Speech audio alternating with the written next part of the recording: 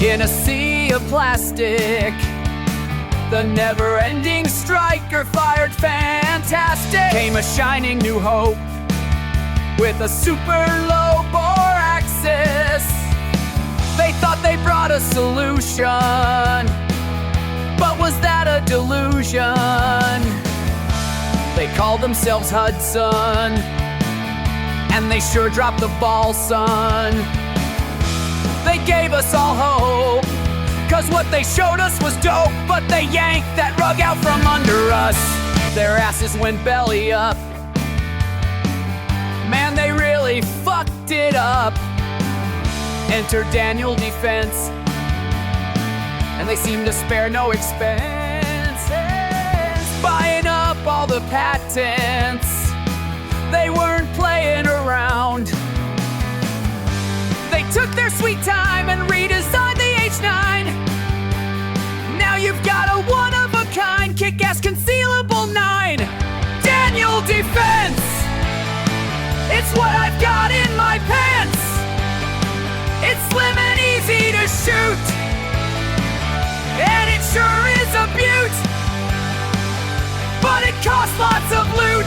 Be careful, don't drain the bank absolute. You'll piss off your girl and she'll give you the boot.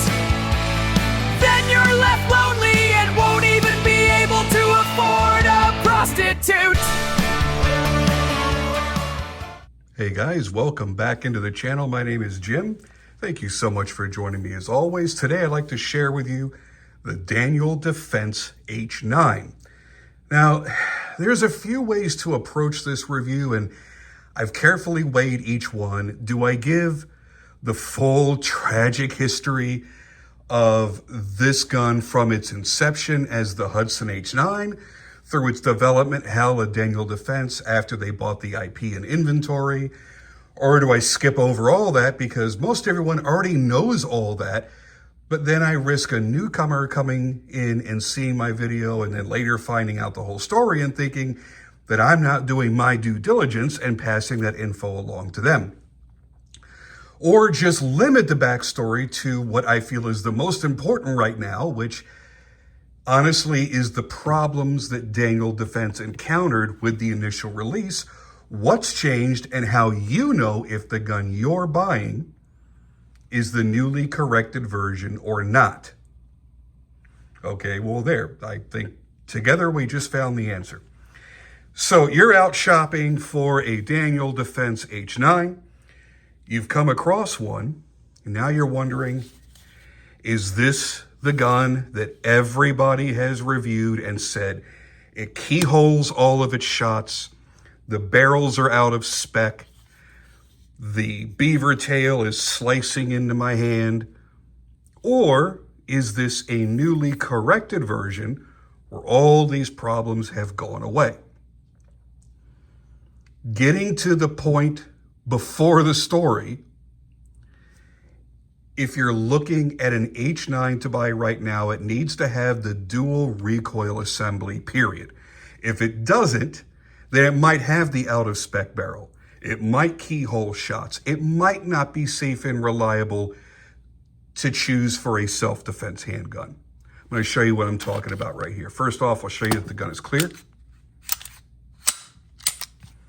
Okay, now, since YouTube doesn't like us doing this on camera anymore, YouTube, that is not gunsmithing, that is field stripping, and that's in the instruction manual. It's what you're supposed to do as an owner. Anyway, for those of you looking at an H9, if it has a single guide rod with a single recoil spring, that is one of the older ones. It may or may not be affected by the gremlins that they had. I don't believe that 100% of those were failures. I'm just saying that if you have a single spring, single standard guide rod in yours could be one of the ones ill-affected. Now, if you've got this particular recoil mechanism, then you're probably going to be just fine.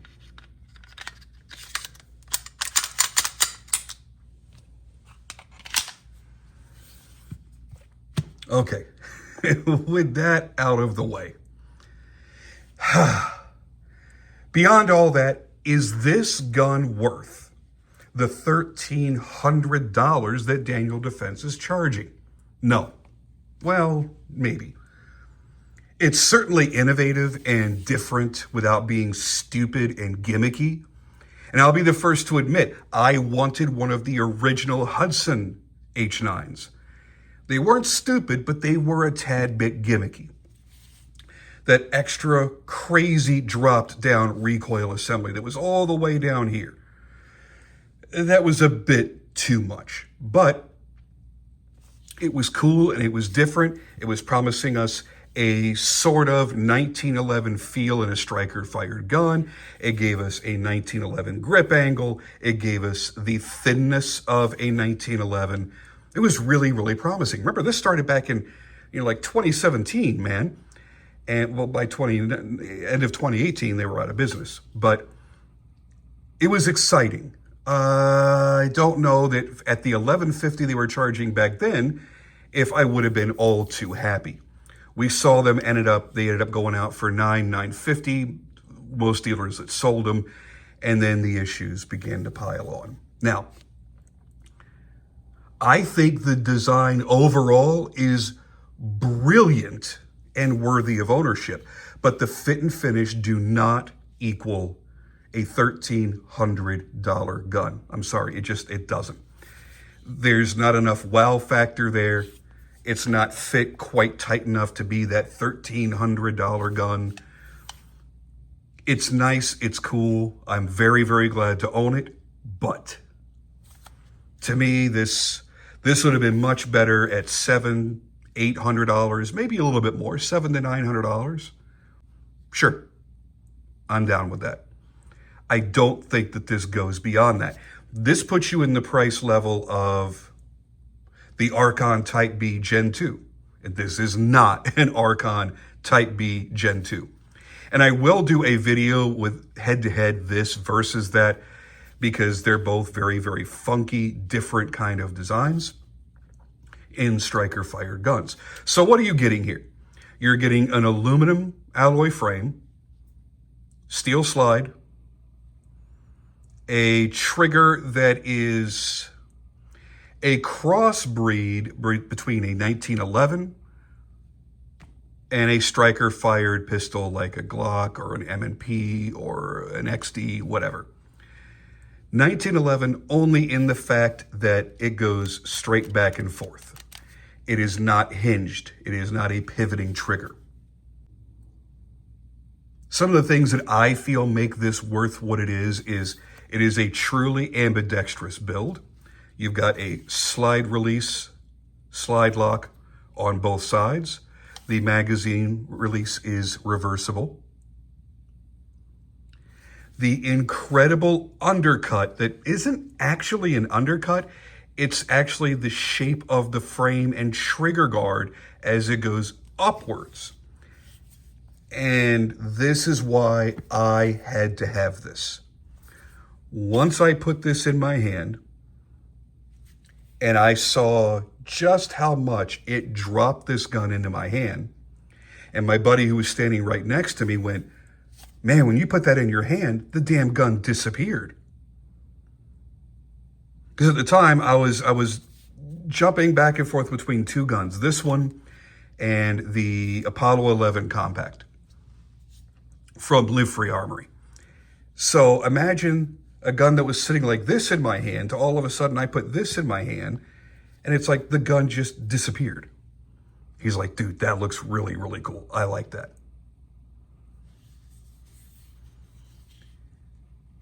I think this is uniquely cool looking. It doesn't look like anything else in my collection. Not in a beautiful way, but in a cool and tough, almost RoboCop way. It's slim all the way from the slide down to the grip. It's very easy to carry. And again, your hand goes crazy high up in it. Then the recoil assembly, even though it's not as low as the Hudson version, is still pretty low. That guide rod is right here, man. And it's in line with your first knuckle when you're shooting. That's pretty darn cool. Now, the marketing hype, which includes gun tuber shills, push the terms bore axis, and flat shooter, everywhere at all times when the H9 is shown. Yes, it does have a crazy low bore axis, but this is not the only low bore axis handgun on the market, especially now. The guide rod, as I showed, was in line basically with your fist, and that does alter the recoil habits of this gun. Now, notice what I'm saying. It doesn't reduce it, it changes it. It alters the recoil habits of the gun. Think of the Chris Vector. For those of you that have shot that, you know when you're shooting that, well, it's a carbine for those of you that don't know. And instead of the bolt running straight back and forth, the bolt goes back a little ways and then it drops down. It goes like this. And when they originally sold those, they were only in 45 ACP. So you had this just big, heavy, dumb round being shot out of a small rifle. And instead of it pummeling your shoulder, it was abbreviating the recoil by setting the majority of that recoil downward. It was a really interesting concept. And while this obviously doesn't do that, the barrel isn't disengaging and dropping down into the grip frame, it is sending that recoil impulse down here instead of up here and straight back into your hand. And there's not a lot of barrel tilt either. It does tilt, but not as much as your typical tilting Browning barrel design.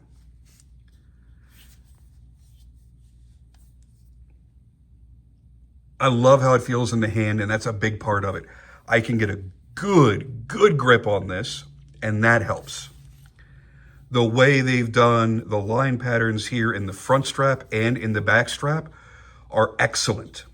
The grip panels, which again, another callback to a 1911, these grip panels are done in G10 and they're nicely textured. They could stand to be a little bit rougher, a little bit more coarse, but there are a lot of people out there that have very delicate skin that would be unhappy if it was that coarse. I want it just one notch below cheese grater. I want to grip into that thing and not have that handgun move in my hands at all. So, as I mentioned, the setup of this gun alters the recoil habits. It doesn't eliminate or reduce the recoil. It's changing where you feel the recoil, so you are adapting better or not. That's up to the individual. You'll probably end up dipping many of your shots low because you're going to tend to overdrive the gun, because you're expecting your typical recoil and muzzle flip from your other 9mm, and you're going to be pushing back on it, and instead of returning to zero, you're going to return to a negative. So instead of bouncing right back here, you're going to be somewhere down there and have to overcorrect. So keep that in mind. It's going to take some training to get used to that. Why is there a beaver tail? There's no hammer back here. It's not set up in a way where you think you would need an actual beaver tail. And for once, yes, somebody reviewing a gun on YouTube is using the term correctly. Everybody just seems to call the rear tang of a handgun the beaver tail, and that's not it. It needs to look like a beaver's tail. It needs to be shaped like a beaver's tail to be called a beaver tail. And that stems from 1911s. This would be an upswept beaver tail. This is my Stealth Arms Platypus. And they're upswept so that when you go to draw the weapon, if your hand hits, it drops you down into your master grip position. Here you've got it because your hand is so ridiculously high that you are going to get slide bite without it. This is saving your skin. It's not letting you get up as high as the rest of your hand wants you to go. I'm telling you, this thing is ridiculous with how far up you can get your grip on it. So without that beaver tail, you would be losing some skin quickly.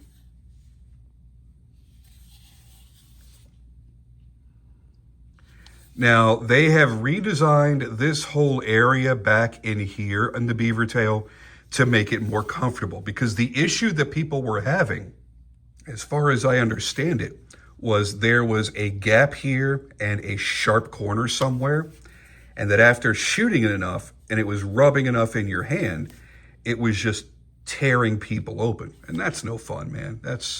You don't want sharp shit anywhere, no hot spots anywhere where you're gripping your gun. So I'm glad they took care of that. This is the thing. This is why I have faith in this gun. I have faith in Daniel Defense, because think about Daniel Defense. Think about the years that they have produced some of the absolute finest quality M4s, AR-15s in general, that are available on the market. They're always premium priced. Yes, you're going to, pay for what you're getting, but I expected them to release perfection. They kind of dropped the ball in the beginning. Well, shit happens. They had a lot of development to go through to make this a functional design, and somehow issues fell through the cracks. I'm not one of those people that were affected by it, so it's easy for me to shrug it off, but I'm sure it was a huge deal to people that paid $1,300 for this gun a year ago, and they were 10 feet from their target and it was keyholing the paper. That's a serious, serious issue. Guns that weren't feeding reliably, guns that were tearing open your skin as you were firing them. These are all big issues. I have the confidence in Daniel Defense because of their history. They have made outstanding products. And now it's very clear that they listened to all of the feedback from all of the owners and went, okay, we got to stop and we got to redesign this thing. We've got to make sure that it's coming out into people's hands as a reliable gun. And it seems to be the case now. Now we're in December of 2024. As I understand it, these new changes have just rolled out this month, December of 2024. So if you bought one in September of 2024, I can't guarantee that yours is in this new batch. Now, the other thing, since we were talking about hype and crap before, the trigger is touted as a 1911 kind of striker-fired trigger. Yeah, well, it's not. Not in the way that you think or that you want it to be. You hear that and you think it's going to be a super crisp trigger with minimal pre-travel, a super short reset with a light break. No, that's not what you're getting. What you're getting that is 1911 is the fact that it pulls straight back. The pull is rearward, not hinged. That's the 1911 aspect to the trigger, not the feel or the crispness. Let's go ahead and give you a look at what that's actually going to do. First, your finger is going to be hitting the trigger safety. This is no different than the dingus on a Glock trigger. No different at all. It's just as unobtrusive. You almost don't realize it's there. And people are put off by looking at this and probably even dry firing it in a shop, thinking that they've got to really focus on where they're going to put their finger when they're shooting it. No, you don't. Put your finger anywhere on this and it's going to release that safety. Now the work begins. There's your pre-travel, and it comes to kind of a mushy, quote unquote, wall. You get there, and it's going to have a little bit of a rolling break. There's a little bit of crispness to it toward the end, but it's not very predictable. And it's a heavy, heavy trigger. This is a 6 to 7 pound trigger pull. That's wildly unnecessary. So that's another reason why I say do not have in your head that this is a 1911 style trigger. Because if you bought a 1911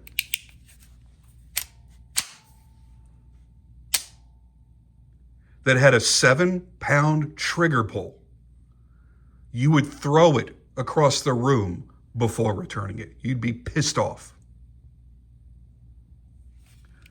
This is what I expect in a 1911 trigger. This is my OA Defense 2311 that I've had worked on at Monsoon Tactical.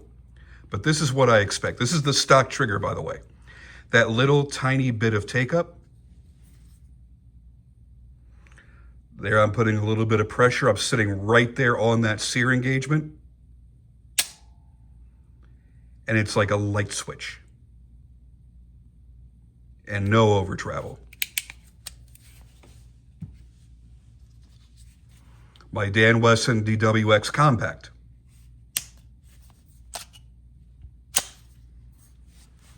Same deal. Little bit of pre-travel. There's your pressure. And then bam. Very, very clean. And my favorite double stack 1911 in my collection, my platypus. If you blink, you're gonna miss this hammer drop, but here we go. Very little pre-travel, and there she goes. 3 pound trigger break, absolutely no creep whatsoever, pure glass rod breaking crispness.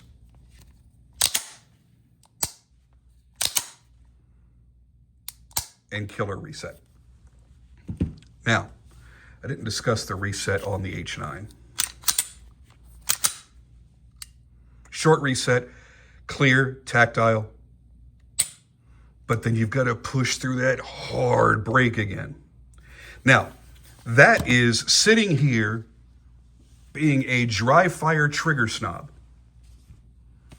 Is it going to affect you while you're shooting? Probably not. If you're shooting for distance and you're really needing this to be super accurate and have as little movement as possible through that travel, you may shake the muzzle just a little bit while you're trying to pull through that heavy trigger break. That's why when people buy 1911s and 2011s, they're buying for the trigger, right? And the reason why they're buying for the trigger is they want the most incredible accuracy possible from a handgun. When you're buying a Glock or a SIG or an M&P, you're buying a service gun, you're buying a carry gun, you're buying a combat handgun. And you expect combat accuracy. You're not looking to shoot the wings off a fly at 20 yards. So it could be a little tiny bit sloppier. You don't want it inaccurate, but you're giving it some leeway.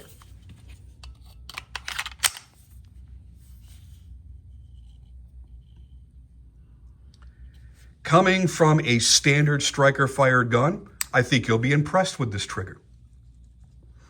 Except for the weight of it. You're gonna wish it was a little bit lighter. And I have yet to figure out how to do a trigger job on it, but I will. I want to reduce the weight. I don't think I need to clean it up any. It doesn't necessarily need to be smoother. I don't need to correct any pre-travel or over-travel. I just want to reduce the weight. That's it. That's all I want to do. Now here's the other thing. You're paying $1,300 for an optics ready handgun. Is this a direct milled slide? Say it with me, kids. No! Why? It's 2024. Does it come with the most commonly used optic adapter plates in the packaging, which would be for RMR or RMSC? No, it doesn't. In 2024, at $1,300, that is absolutely unacceptable. But you don't have to pay for it. That's good. That's a step in the right direction. Dan Wesson, you guys could take note in that area. Get back to that. Staccato, you could take note in that area. So what happens is they have the exact same deal as Walter. You open up your packaging, you look at your manual, and it tells you that you can send away to get a free optics plate of your choice. Now that's great if you already know for certain what optic you want to put on here.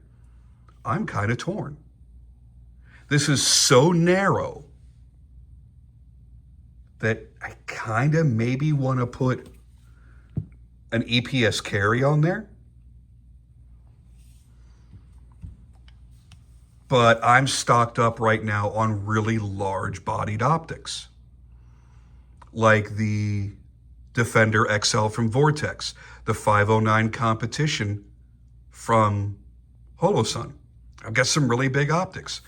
And this, I think, is going to be a performer, so I would probably benefit from a large optic. But I also want it to be a carry gun, and I love the look of how low profile and simple this looks. So I don't want a big honking optic on there. So I'm torn. But I have to make that decision because I'm mailing away for a friggin' optic plate. Oh, wait, no, I'm not. Because when I scan the QR code and it takes me to the website, it automatically adjusts the price on each page as you're going page by page by page to fill out information to 0 to 0 to 0. Great. Take $69 off the price. Great. Then you get to the end of the checkout process. It asks you for your credit card and it tries to charge you $69. So me, being the kind of person that says, hey, I'm not doing that shit, I go to call customer service. But they have closed a week and a half before Christmas, and they're not reopen again until 5 days after Christmas. Okay, fine. Except their website shows the holiday hours, and it shows they're still supposed to be open for another couple of days. So now I get to wait till sometime in 2025 to put an optic on my $1,300 gun. So am I a little bit unhappy about that? Yep. Because I'm an optic-whore. I like having optics on my guns. I like this iron sight setup. I love the fiber optic front. I love the blacked out rear.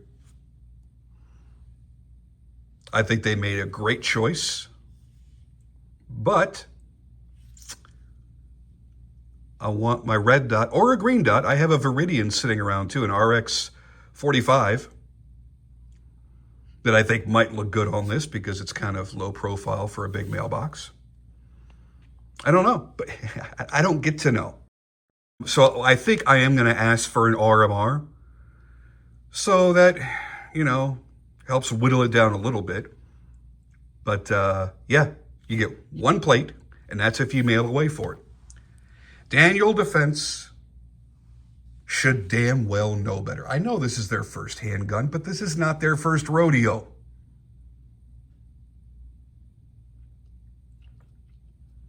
So I say with all that, we're going to end the tabletop version of this review. There are pluses and minuses to this gun. I like this enough to definitely keep it. I have yet to determine if it's going to be reliable enough to carry yet. We'll find that out together when we go to the range. I love how it feels. I love the ergos. I love the fact that it's lightweight. The original Hudson was an all-steel frame, and it was a larger frame. So it was just going to be too big and burdensome to try to carry. This is a great size. The grip length is just a little bit longer than a Glock 19, and the slide length is about a Glock 19. So it is a really wonderful carry size, and it's super slim like a Glock 43X or Glock 48.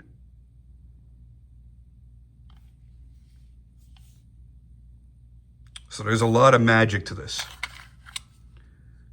I think they probably could have done better than a 15-round magazine, but 15 is good enough. And yeah, once again,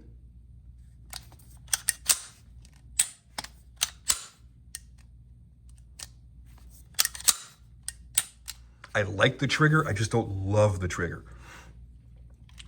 This is not as gimmicky as you think it is. This is not distracting at all, believe it or not. I just wish the trigger pull wasn't as heavy as it is. That's all. That's my only complaint. So all in all, that's my thoughts on the Daniel Defense H9. Thank you guys for joining me as always. Stay tuned for the live fire on the range report I'm going to do with this gun. And I'm going to be doing a lot of content with this because I'm going to compare this to my Archon Type B. I'm going to compare this to the Dan Wesson DWX. And then we're going to put it up against some other various 1911, 2011 guns. Bull Armory EDC Pro, Stealth Arms Platypus, OA Defense 2311. We're going to have some fun with this. And we're going to see, is this better off comparing to 1911s? Or is it better off being compared to striker-fired polymer frame guns, even though it's not a polymer frame gun? Let's see where it really needs to be compared. Stay tuned for that. I can't wait to do that with you.